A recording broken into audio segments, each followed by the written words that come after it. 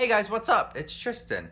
And today I am at my parents' house and I decided to film a video. And here's why. So I walked into this room and there's this huge bookshelf like right here, and I saw all these books. And it started to remind me, okay, what books have I read recently or in the past or never? And it reminded me of one book that I read called Sudoku and the 1,000 Paper Cranes. I think it's one of the first books that I ever read that I actually liked and enjoyed. And I think it's because it taught you how to make a paper crane. And so today I decided to show you how to make a paper crane. And if you want to go read the book first, you can. It's a great book. It's really short, really easy. I think I read it when I was in like fourth or fifth grade, I think. And yeah.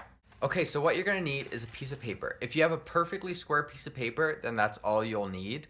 If you have like a rectangular paper, just like lined paper or printer paper, like I do, then you'll need a piece of paper and scissors. If you don't have scissors, that's okay. You can just fold it and then like crease it and then lick it and then tear it, and it'll tear really straight if you do it right.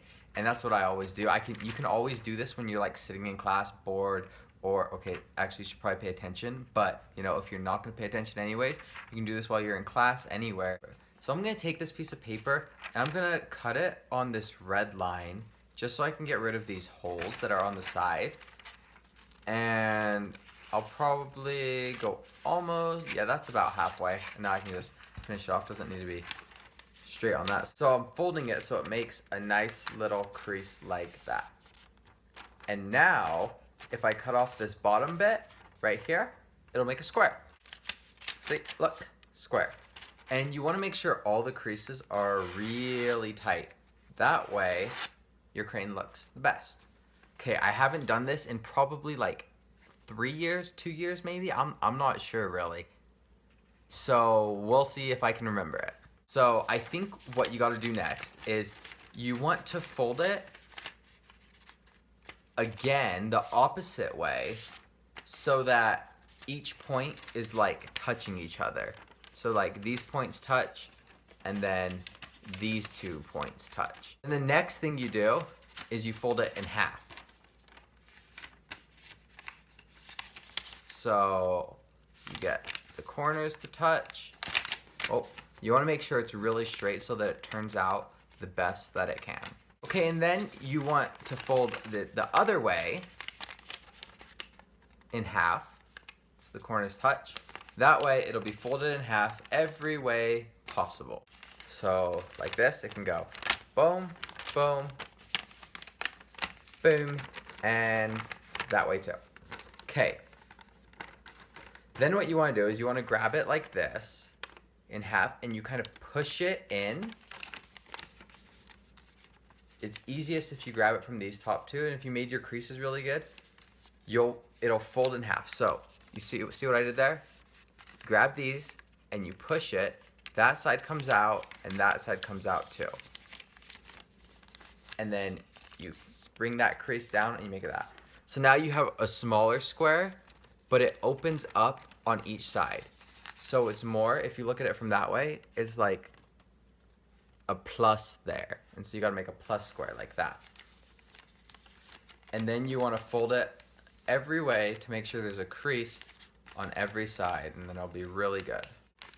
I'm surprised I remember this. Okay.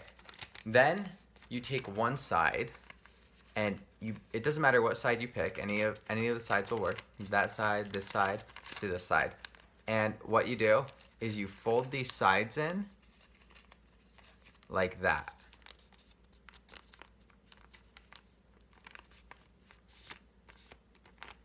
See that? And you want to do that to this side too, and on the back. And then you want to fold the top up and down. The next thing you do is you open up one side and you pull the flap up. And as you pull it up, you bend these sides in. So it's like that. See, it goes from that to that by lifting it up and pulling the sides in. And so you do that to one side, and then you gotta do it to this side too. Next thing you do is you pick these sides and you fold them in again, like that. And you have to do that for this side too, and the backs. Once you get to that point, it should look like this. And if you take the bottom, it has 2 little flaps. So it's kind of like a little person right now, but it'll turn into a crane. Next thing you do is you fold these flaps, the top flap, down on both sides. So front and back. And those will be your wings. And this will be your head, and this will be your tail. But to get it as a head and tail, you take this and you open it up in the middle. So you fold it back, so it's like that, and you pull one of these flaps up. So if you want it to be your head, you can make two heads, you can make two tails, but you just fold this up, and then you fold the top down, just the tip of it. However big you want your head to be, you fold it down like that, and then you crunch it, and then you pull it out a tiny bit, so it's like that. You pull it out a tiny bit and crunch it again. And that way it'll stay stiff. And same with the neck, you pull the neck out a tiny bit and then put pressure right there, and the neck will stay like that. Then you do the same to the back. You open up the flap, pull the tail up, but this time you don't have to make a head, so you just pull it back out a little and crunch it. And then you make it stiff, and then you pop your wings up, and you have a paper crane. You can also like take these top parts and pull them out, and that way it makes your birdie look more like a birdie, so it doesn't have that like thing pointing up. And yeah, that's how you make a paper crane. And it's not that hard. I think I taught myself it from a book, like the folding pictures.